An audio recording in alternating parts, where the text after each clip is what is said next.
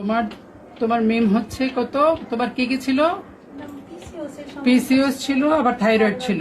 তুমি 3 বছর যাবত ধৈর্য ধরে চিকিৎসা করতেছো, তাই না?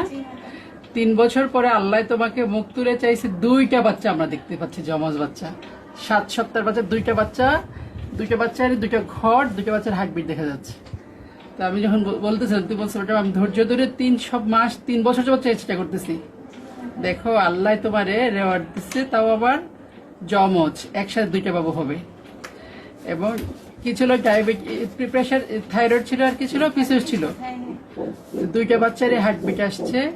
তাইলে যাদের ডায়াবেটিস মানে থাইরয়েড, পিসিওএস এগুলো আছে, তারা ধৈর্য ধরে চিকিৎসা করতে হবে। তুমি 3 বছর আমার এখানে এসে দেখাইছো, তাই না?